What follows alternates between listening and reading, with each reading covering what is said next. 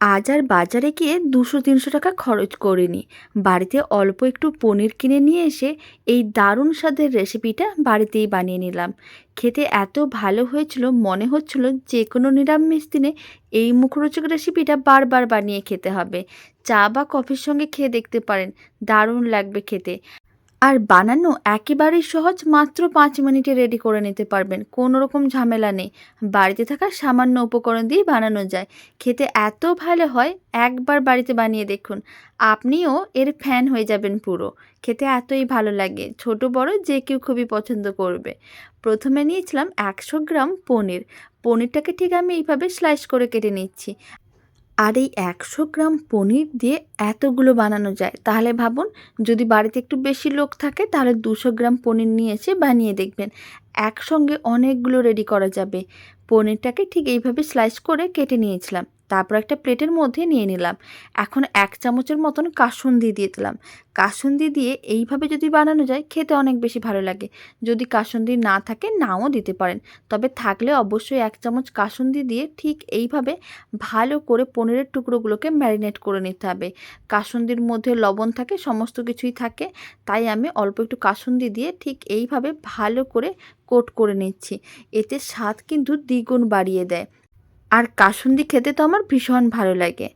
কাসুন্দি দিয়ে খুব ভালো করে পনিরের স্লাইসগুলোকে ম্যারিনেট করে নিয়েছি। এবার এক সাইডে রেখে দিতে হবে। এবার ব্যাটার বানিয়ে নেব। তার জন্য 1/2 কাপের মতন দিয়ে দিলাম ময়দা। 1/2 কাপ ময়দার জন্য এখানে আমি দিয়ে দিচ্ছি 2 চামচের মতন কর্নফ্লাওয়ার। এতে অনেক বেশি মুচমুচে হবে আর খেতেও দারুণ লাগবে। এখন অল্প করে একটু দিয়ে দিতে হবে লবণ, মানে স্বাদ অনুযায়ী লবণ। 4 চামচের 4 ভাগে 1 ভাগ লবণ দিয়েছিলাম।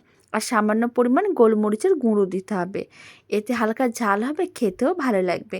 আর গোলমরিচের গুঁড়োর খুব সুন্দর একটা ফ্লেভার থাকে।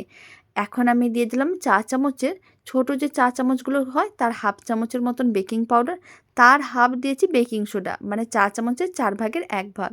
সমস্ত উপকরণগুলোকে খুব ভালো করে একসঙ্গে মিশিয়ে নিতে হবে। আর খুব ভালো করে এরকমই শুকনো উপকরণ মিশিয়ে নেওয়ার পরে এখন আমি এর মধ্যে দিয়ে দিচ্ছি 2 চামচের মতন বাটার। বাটার আমি আগে থেকে মেল্ট করে রেখেছিলাম, সেই মেল্টেড বাটার দিয়ে দিলাম। আর বাটারের ফ্লেভারটাও খুব ভালো আসে। যদি বাটার না থাকে নাও দিতে পারেন, তাহলে অল্প একটু সাদা তেল দিয়ে দেবেন। এই উপকরণগুলো যে দিতে হবে তার কোনো দরকার নেই, বাড়িতে থাকা যে কোনো উপকরণই দিতে পারেন, যেরকম এই বাটারের জায়গায় সাদা তেল দিতে পারেন। খুব ভালো করে সমস্ত কিছু একসঙ্গে মিশিয়ে নিতে হবে। শুকনো উপকরণগুলোকে মিশিয়ে নেওয়ার পরে ঠান্ডা জল দিতে হবে। জল আমি আগে থেকেই ফ্রিজে রেখে ঠান্ডা করে নিয়েছিলাম। সে অল্প অল্প ঠান্ডা জল দিয়ে খুব ভালো করে মিশিয়ে একটা মিডিয়াম ঘনত্বের ব্যাটার রেডি করতে হবে।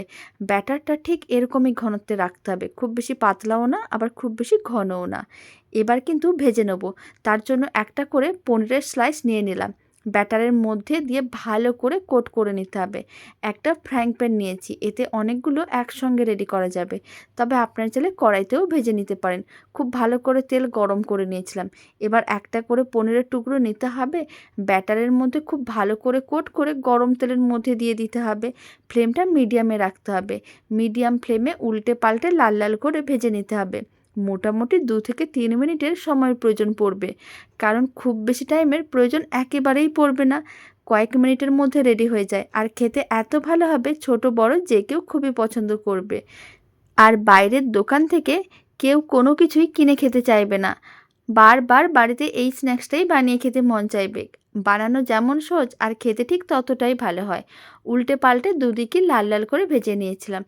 খুব বেশি না, মাত্র 3 মিনিটের মধ্যে দুদিকে লাল লাল করে ভাজা হয়ে গেছে। তুলে এবার একটা প্লেটের মধ্যে রেখে দিতে হবে।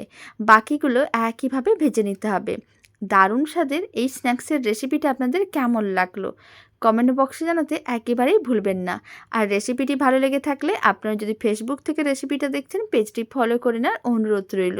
ইউটিউব থেকে দেখলে চ্যানেলটি সাবস্ক্রাইব করে নেওয়ার অনুরোধ রইল। পাশে থাকা বেল আইকনটি প্রেস করে নেবেন নতুন রেসিপির আপডেট সবার আগে পাওয়ার জন্য। কতটা মুচমুচে হয়েছে আপনারাই দেখুন, শব্দ শুনে বোঝাই যাচ্ছে বেশ মুচমুচে হয়েছে। খেতেও ঠিক ততটাই ভালো হয়েছিল। বাড়িতে আপনারাও বানিয়ে দেখবেন, আর বাড়িতে বানালে কমেন্ট বক্সে জানাতে একেবারেই ভুলবেন না খেয়ে কেমন লাগলো। অল্প একটু টমেটো কেচাপ দিয়ে সার্ভ করে নিয়েছি, চা কফি যে কোনোর সঙ্গে দারুণ লাগবে খেতে। তো চলুন ভিডিওটা এখানেই শেষ করছি।